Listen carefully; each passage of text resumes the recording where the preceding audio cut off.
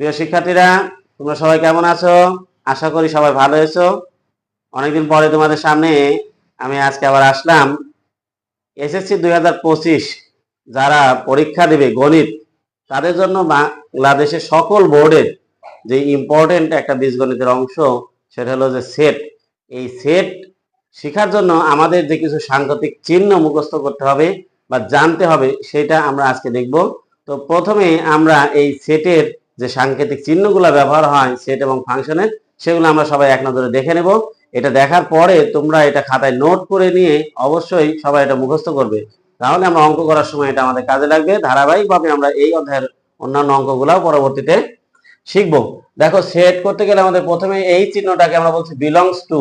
এটাকে ইংরেজি আরেকটা শব্দ হলো এলিমেন্ট, যার বাংলা বলছি আমরা উপাদান। এটাকে বলা হয় উপাদান।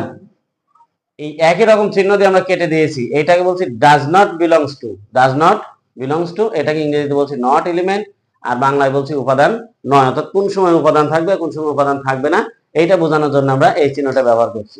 এবার দেখো, এইটা আছে, এটাকে আমরা ইংরেজিতে বলছি কি সাজ দ্যাট। এইটাকে আমরা ব্যাকরণে বলি কি, ব্যাকরণে এটাকে কোলন বলি, এবং আমরা ব্যঞ্জন বর্ণ যখন শিখি তখন এটাকে আমরা বিসর্গ চিহ্ন বলি। কিন্তু গণিতে যখন আমরা এটাকে ব্যবহার করব তখন এটাকে আমরা বলবো সাজ দ্যাট। এর বাংলা হলো এরূপ যেন। এরপর দেখো, এই যে চিহ্নটা আছে এবং এই চিহ্নটা আছে, এটাকে বলছি আমরা এমটি সেট বা ফাঁকা সেট। তারপরে এইরকম একটা চিহ্ন আছে, এটাকে বলছি আমরা সাবসেট বা উপসেট।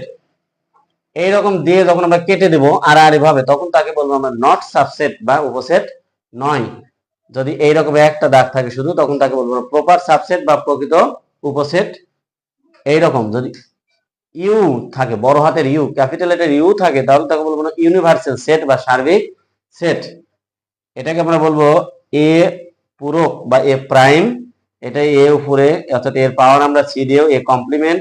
এটাকে এভাবে লিখতে পারি, এটাকে এভাবে। ইংরেজিতে বলছি আমরা কমপ্লিমেন্ট অফ এ সেট, যার বাংলা হলো পূরক সেট। যার বাংলা হলো কি পূরক সেট।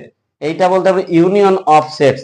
দেখো, ইউ এবং ইউনিয়নের ভিতরে কিন্তু পার্থক্য আছে। এই পার্থক্যটা তোমরা ভালোভাবে বুঝে তারপর এটা শিখবে। ইউনিয়ন অফ সেটস, যার বাংলা বলছি আমরা এটাকে সংযোগ সেট।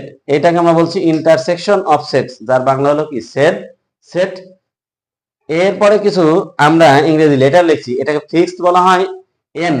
এন দ্বারা বোঝায় সকল স্বাভাবিক সংখ্যার সেট। স্বাভাবিক সংখ্যা 1 2 3 4 এখান থেকে শুরু, এদিকে চলে যাবে। এরপর জেড, জেড হলো সকল পূর্ণ সংখ্যা সেট। এর ভিতর ধনাত্মক সংখ্যাও থাকবে, ঋণাত্মক সংখ্যাও থাকবে, শূন্যও থাকবে। এরপরে দেখো, কিউ লিখছি সকল মূলদ সংখ্যার সেট, এবং আর সকল বাস্তব সংখ্যার সেট। তো তোমাদের প্রথম কাজ হলো এই অধ্যায়ের অঙ্কগুলো আমরা ধারাবাহিকভাবে সবাই শিখবো। এই শেখার জন্য আমাদের এই সাংকেতিক চিহ্নগুলো সবার জানতে হবে বা মুখস্থ রাখতে হবে, তাহলে আমরা পরবর্তীতে যখন অঙ্ক করব অঙ্কগুলো আমরা সহজেই শিখতে পারবো।